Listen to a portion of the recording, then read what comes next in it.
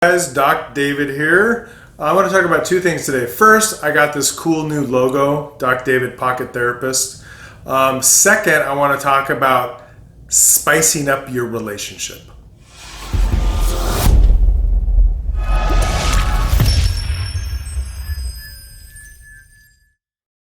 So some people have asked me, what's the Pocket Therapist? Pocket Therapist is kind of where I answer questions or I talk about things from my therapy practice, and you see it via your phone. Most of the time people see things on their phone. They'll see things on their computer at times, but usually it's on their phone. And so where do you keep your phone? You keep your phone in your pocket. Thus, the Pocket Therapist. Kind of self-explanatory and easy to understand. Jump into this thing that I talked about earlier about spicing up your relationship. So a lot of times when someone talks about spicing up their relationship, they're talking about, the bedroom, sex life, etc., etc. I'm not talking about that at all. I'm actually kind of doing a play on words. I want to talk about spicing up your relationship through better communication, and I'm using an acronym, SALT. SALT, for those of you that can spell, stands for salt. Salt is a spice, and so I'm wanting to spice up your relationship, specifically your communication relationship, with this idea of the SALT acronym. So a lot of times what happens in relationships, there's this defensiveness that takes place. Usually it goes something like this. I don't like it when you do fill in the blank. When you don't pick up your socks, when you leave the seat in the toilet up, when you say hurtful things to me.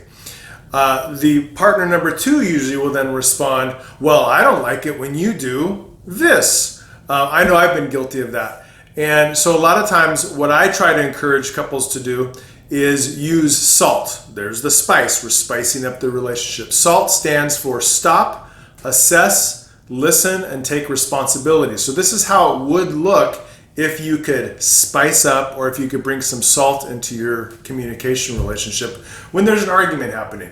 So first, partner one says, I don't like it when this happens. So instead of responding with, I don't like it when you do this either, or when you do this other thing, you stop.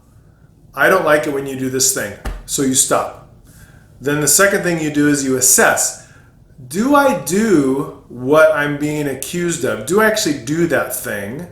And then if you determine, yes, you do that thing, then you need to listen to yourself and think, okay, I do that thing. What could I do differently?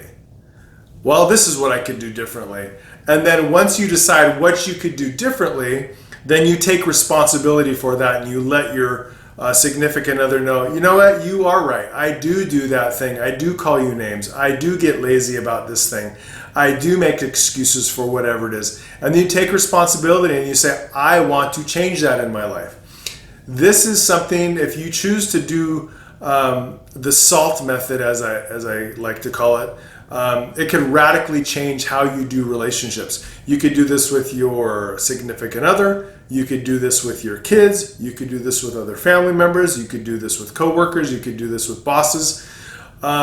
It's hard because I think most of us, and again, I include myself in this, most of us have been brought up to be defensive and not to go deeper and not to look inside of ourselves and think, yes, I do this behavior. I need to be held accountable for it, and I want to change it. If you take this SALT approach, stop, assess, listen, and take responsibility, your relationships will radically change. People will want to interact with you. Your partner will want to interact with you because you are listening to them. They believe that you're listening to them. Now, word of warning here.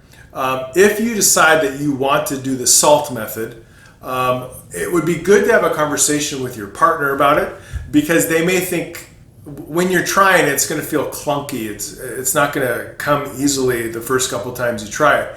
And your partner may be thinking, whoa, what's going on here? They're acting weird. And if your spouse, partner, significant other knows that you're trying to do things differently in your communication style with them, they may be more willing to give you some grace as you try to stop, as you try to assess, as you try to listen, and as you try to take responsibility for what you're doing. They also may try to do it themselves. Now, that's the powerful thing about this. If both of you are doing it at the same time, whew, watch out. You guys are going to communicate so well. People are going to be amazed. They're going to want to do what you're doing. So this method may have been created by someone else. I don't know. What works for me. It may be out there years ago. Again, I've never heard of it, but it's what works for me and with the couples that I work with. You stop, you assess, you listen, and then you take responsibility for what you know you need to change in your life. Hey, if this has been useful for you, please share, please comment, let me know how it works for you. You can find me on the web, docdavid.net, or just Google Dr. Simonson and you'll find me all over the place. Have a great weekend.